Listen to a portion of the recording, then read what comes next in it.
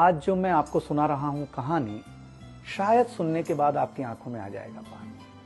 ये कहानी लगन, समर्पण, निष्ठा और साथ की है। ये कहानी जितनी मेरी है उतनी ही आपकी है। इस कहानी का जो मुख्य किरदार है वो हमारे आपके जीवन का आधार है। वो आपके लिए ज्यादा, अपने लिए कम बनी है। हाँ जी, बिल्कुल सही समझ रहे हैं आप। वो हमारे आपकी पत्नी है।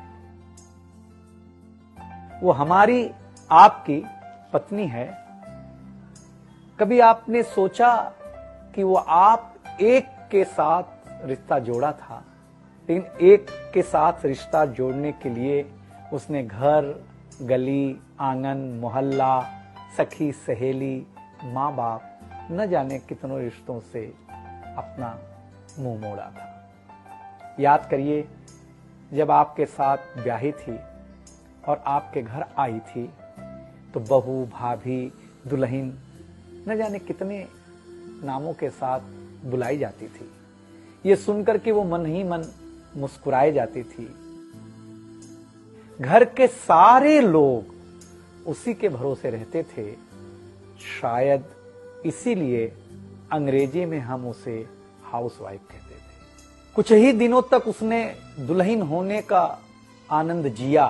फिर झाड़ू, पोछा, बर्तन, चूल्हा, चौका, इन सब ने उसको जकड़ लिया। रोज हमारे लिए नाश्ते से लेकर खाने तक कुछ खास रखना, हमारी लंबी उम्र के लिए न जाने कितने उपवास रखना। कुछ महीनों बाद किलकारी गूंजी तो सारे खौफ सजे। वो मां बनी तो हम भी बाप बने। जैसे जैसे वो उम्र की सीढ़ियां चढ़ती गई, जैसे जैसे वो उम्र की सीढ़ियां चढ़ती गई, जवाबदारियां कुछ न कुछ रोज बढ़ती गईं। एक तरफ बच्चे पे नजर, दूसरी ओर मैं ऑफिस के लिए लेट न हो जाऊं इस बात का डर।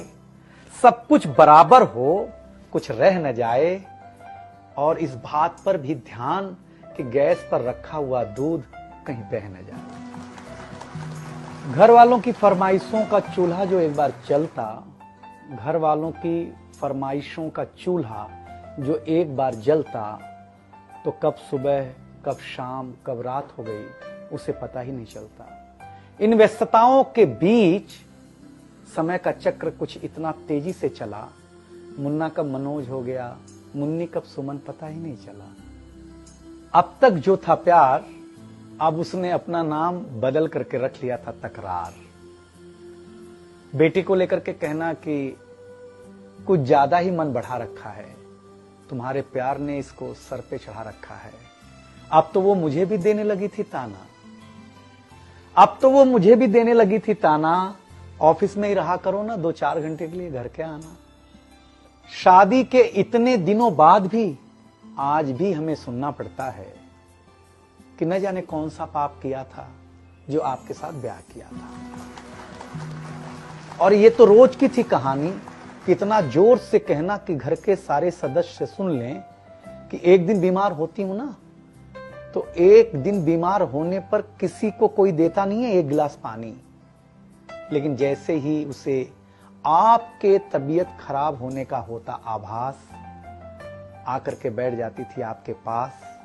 याद तो होगा ना, वो मीठी बातों के साथ माथे पर विक्स लगाना और साथ में कान में यह भी कहना कि कल सुबह अगर अच्छा ना लगे तो फिर ऑफिस मत जाना। लेकिन एक दिन समय ऐसे मोड़ पर ले आता है जहां बदल जाता है जिंदगी का ताना बाना। थाली में रोटी रखते हुए उसका ये कहना कि बेटी जवान हो गई है, क्या अब लड़का भी मुझे ही ढूंढने होगा जाना। शादी तय हो जाने के बाद 1-1 रुपया जोड़ना, पैसे कम पड़ने पर खुद का कंगन तोड़ना, सब कुछ हो जाएगा मुझे ढाढ़स बढ़ाना, सब कुछ हो जाएगा मुझे ढाढ़स बढ़ाना। विवाह का गीत खुद रोते हुए गाना।